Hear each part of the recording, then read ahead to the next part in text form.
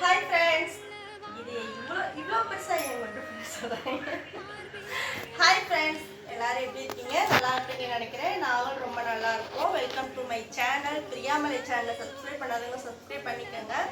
இன்னைக்கு Sunday special தான் பார்க்க போறீங்க. என்னடா 2-3 நாளா வீடியோ வரலன்னு நினைப்பீங்க. உடல்நிலை சரியில்லாத காரணத்தினால் 2 நாட்களுக்கு விடுப்பு விடப்பட்டது. இன்னைக்கு வந்துடும். இன்னைக்குமே நல்லா இல்லைங்க. அதோட சரி வீடியோ போடணுமேன்னு சொல்லிட்டு போடுறேன். சளி ரொம்ப பிடிச்சிருக்கு, ஃபேமிலிக்கு கோல்டு ரொம்ப இருக்குது. அதனால் இன்றைக்கி நாட்டுக்கோழி எடுத்து நாட்டுக்கோழி சூப் வச்சு தான் கொங்கு ஸ்டைலில் அரைச்சி ஆட்டி வைக்கிற நாட்டுக்கோழி குழம்பு தான் பார்க்க போகிறீங்க. ஃபஸ்ட்டு வந்துட்டு வாங்க வீடியோக்குள்ளே போகலாம். நாட்டுக்கோழி 1 kg எடுத்து வந்து நல்லா வாஷ் பண்ணி வச்சுருக்கேன். அப்புறம் வெங்காயம் தக்காளி கொஞ்சம் வதக்கிறதுக்கு நறுக்கி வச்சுருக்கேன். அப்புறம் நம்ம இதை ஆட்டி அரைக்கிறதுக்கு கொஞ்சம் வச்சுருக்கேன். இஞ்சி பூண்டு பேஸ்ட்டு. நம்ம தான் அடுப்பு பற்ற வச்சாச்சு. நம்ம வந்து நாட்டுக்கோழி குழம்பு வந்துட்டு நல்லெண்ணெயில் தான் வைக்க போகிறோம். இப்போ நம்ம சூப் ரெடி பண்ண போகிறோம். நல்லெண்ணெய் நல்லா தாராளமாக ஊற்றிக்கங்க. சாப்பாடு வடிச்சு ரெடியாக இருக்குது. ஒரு துண்டு பட்டை, பிரியாணி இலை, சோம்பு, இது மட்டும்தான் போடுறோம்.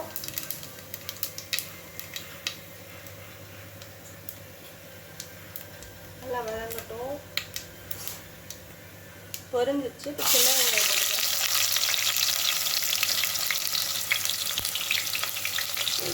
சின்ன வெங்காயம் சூப்புக்கு வந்துட்டு பச்சை மிளகா, காரத்துக்கு வந்து சூப்புக்கு வந்து பச்சை மிளகா. குழம்புக்கு மசாலா தனியாக நம்ம அரைச்சிக்கலாம். சூப்புக்கு பச்சை மிளகா, கருவேப்பிலை, இது வந்து தக்காளி போட்டுடலாம்.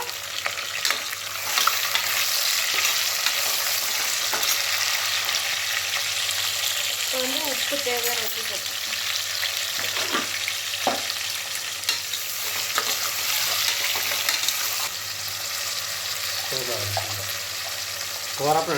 வந்துட்டு நம்ம வந்துட்டு சூப்புக்கு தேவையான அளவுக்கு வந்து இஞ்சி பூண்டு பேஸ்ட் போட்டுடலாம். கொஞ்சமாக தான் போடுறேன். நம்ம அரைக்கிறப்ப கொஞ்சம் சேர்த்து போட்டுக்கலாம்.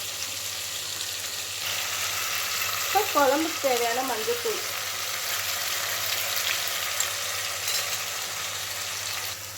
இப்போ வந்து நம்ம கறி சேர்த்துக்கலாம்.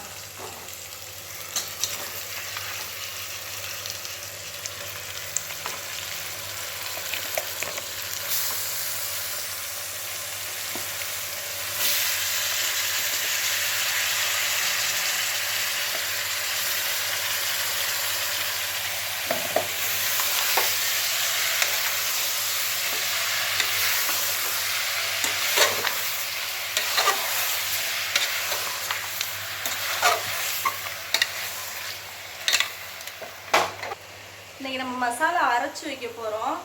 அதுக்கு வந்துட்டு என்னென்ன தேவைன்னா மல்லி, கசகசா, கிராம்பு, அன்னாசிப்பூ, கல்பாசி, பட்டை, மிளகு, அப்புறம் சீரகம். மிளகு சீரகம் தான் ரொம்ப முக்கியம். அப்புறம் சின்ன வெங்காயம் இவ்வளோ எடுத்து வச்சுருக்கேன். இன்றைக்கி நம்ம அரைச்சி வைக்க போகிறோம். அரைக்கிறதுக்கு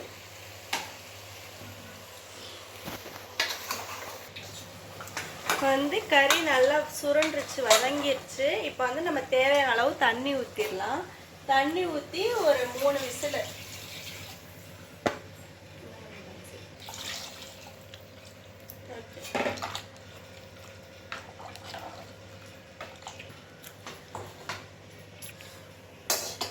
என்னது வந்து மசாலா நம்ம வறுத்து தான் குழம்பு வைக்க போகிறோம்.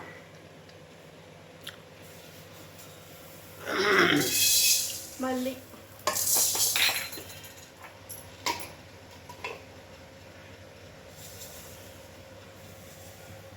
கசகசா,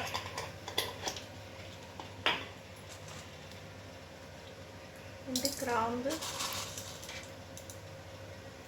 மிளகு,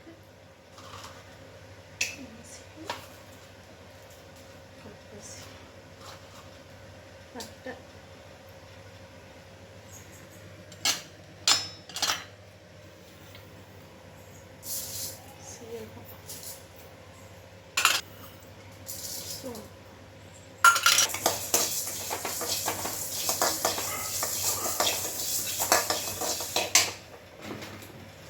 காரத்துக்கு தேவையான மிளகா.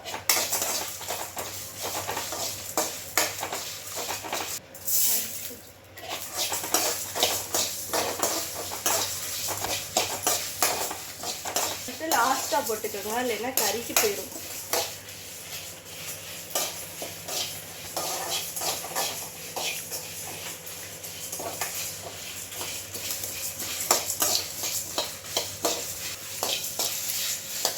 மணக்குதுப்பா.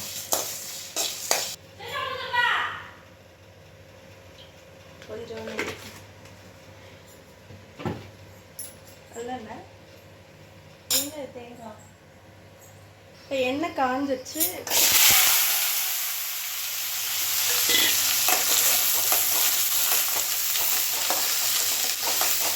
ஏற்கனவே வந்துட்டு நம்ம வந்துட்டு சூப்புக்கு ஒரு பழம் தக்காளி போட்டிருக்கோம். இப்போ இதுக்கும் ஒரு பழம் தக்காளி போட்டுடலாம்.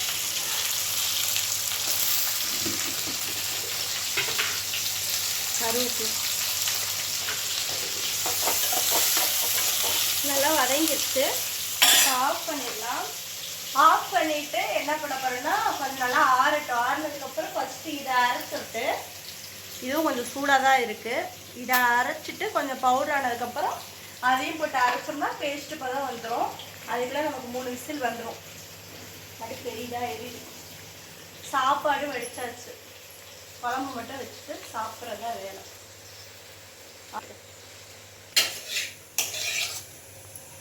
இது நல்லா அரைச்சாச்சு.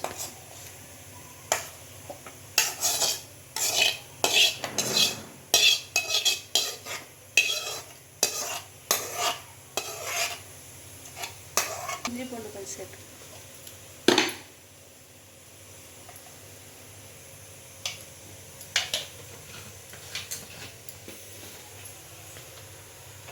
டைமில் நான் கொஞ்சோண்டு வீட்டு மிளகாய்த்தூள் சேர்த்துக்கிறேன்.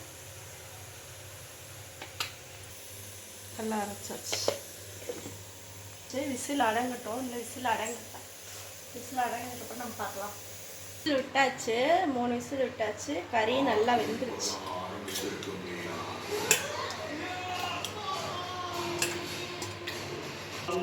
இப்போ வந்து நல்லா கறி 3 விசில் விட்டாச்சு. விட்டு சூப்புக்கு தனியாக எடுத்தாச்சு.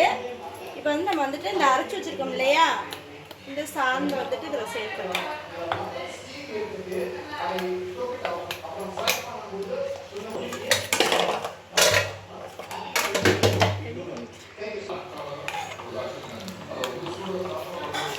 குழம்பு நல்லா அரைச்சி வச்ச நாட்டுக்கோழி குழம்பு நல்லா கொதிச்சிருச்சுன்னா குழம்பு ரெடி.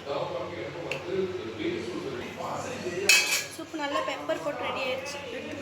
பாருங்க ஃப்ரெண்ட்ஸ், என்ன பண்ணுறேன்னு. காலையில் செல்லு சூப்பு கேட்டால் இங்கே வைங்கன்றேன்.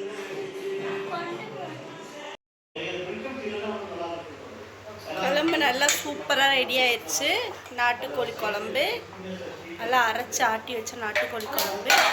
அப்புறம் இங்கே வந்துட்டு சாப்பிட்டு பார்த்து எப்படி இருக்குன்னு சொல்லுங்கள்.